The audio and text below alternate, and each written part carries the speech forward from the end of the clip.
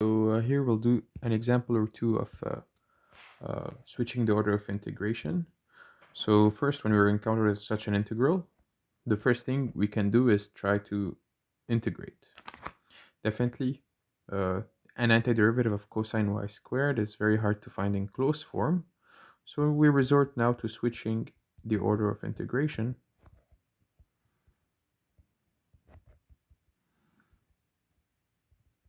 Since an antiderivative of cosine y squared is very hard to find analytically.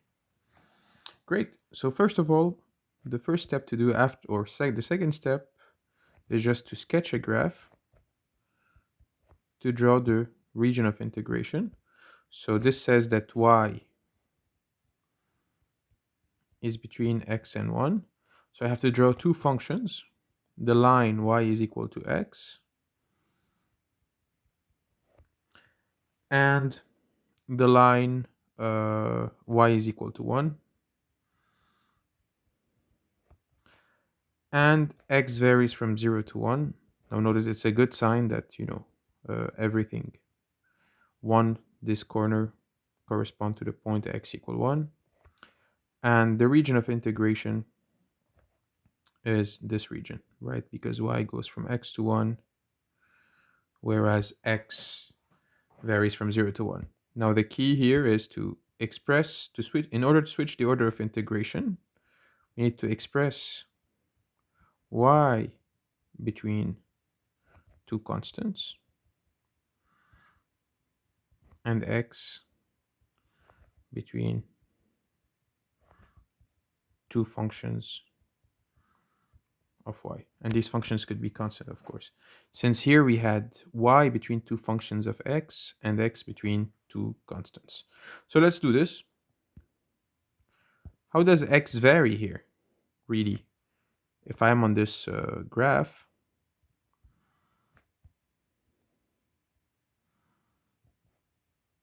and I have the lines that I just drew, my triangle, really x starts at 0 and doesn't exceed the red line. And at the red line, x is equal to y. Hence, this is the same region. So x will go from 0 to y. And if I have to bound y between two constants, the maximal value of y is 1 and the minimal value is 0. And I still keep my function, of course. Dx, dy. Great.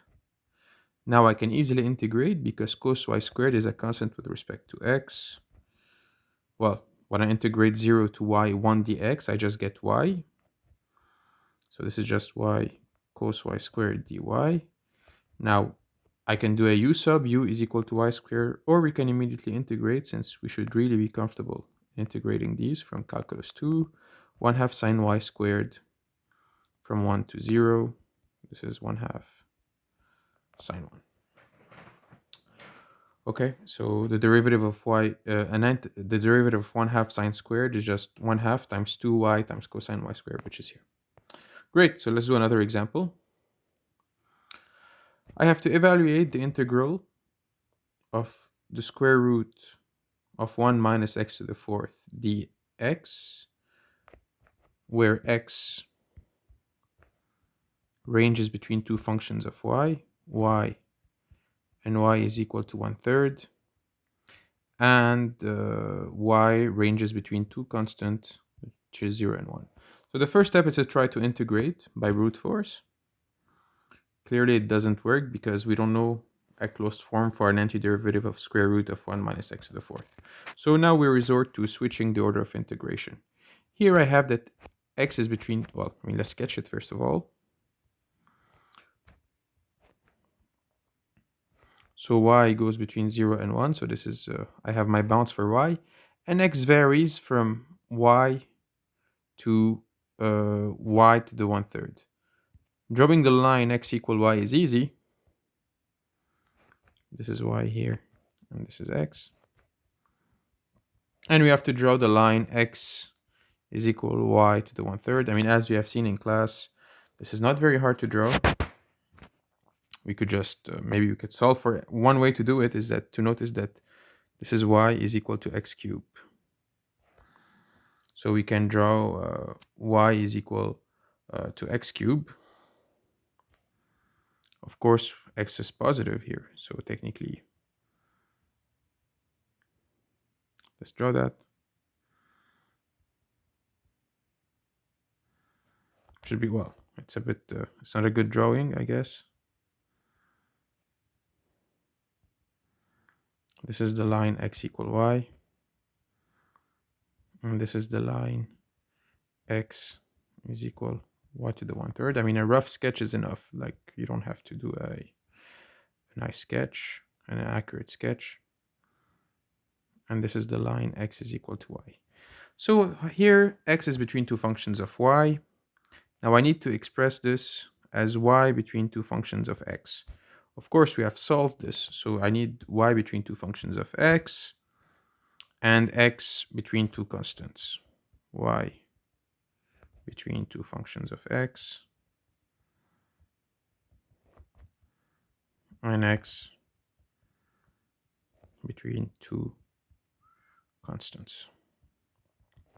Great. I mean, so y varies from this curve to this curve, from this curve to this curve, from this curve to this curve, from this curve to this curve, from this curve to this curve. So really, y will vary from x cubed. This is y is equal to x cubed. And will not exceed the line y equal x. And x will vary from 0 to 1.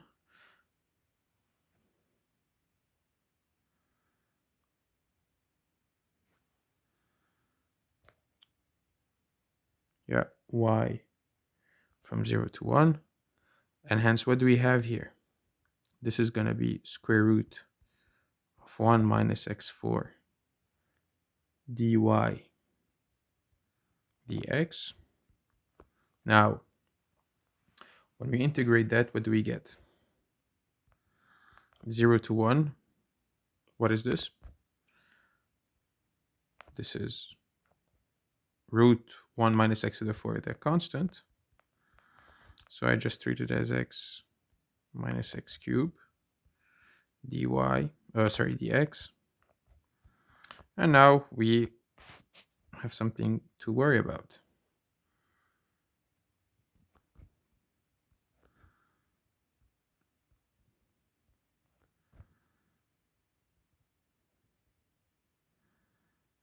Let me write them this way. Dx. Now this one is easy to integrate.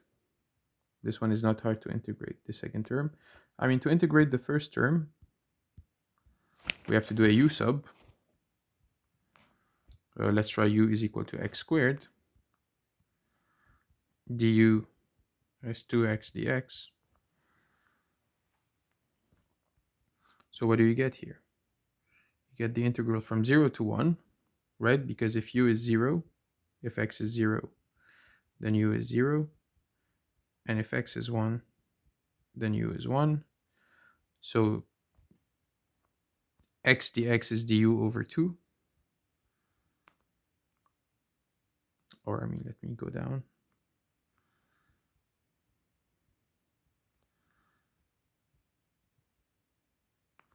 And then here, I get square root of 1 minus x to the 4th, since x to the 4th is equal to u squared, minus integral 0, 1. I mean, here we can do a u sub, but I think it's not very hard to integrate. So let's integrate from 0 to 1 root 1 minus u squared, u from 0 to 1. Now, you really don't need to complicate this by doing a trig sub. You just have to notice, you just have to draw this. This is the curve root 1 minus u squared. Or, you can call it y minus x squared. And you're looking at this area. This is a quarter of a circle. So this is the area under the quarter of a circle. And you divide by 2 because you have a 2 here. What's the area? What's the area of the unit disk? It's pi r squared, which is pi. So the quarter of that is pi over 4. And then you divide by 2. Minus, you integrate now 1 minus x to the 4th times x cubed, root 1 minus x to the 4th times x cubed, Notice by a change of variables. So here, this is 1 minus x4 to the 3 halves times 3 halves. Now I have to multiply here by 4, and I have to add a minus from x equal 1 to x equal to 0. So you get pi over 8 minus. So let's see, when x equal 1, this is 0. When x equals 0, minus. So it becomes minus minus is plus. So you have 1 over 6. Let's double check that everything's good. Looks like it. Okay, thank you. Well, let's double check. 4 times 3 over 2, this is 6. So it's 1 over 6. Yeah, looks good.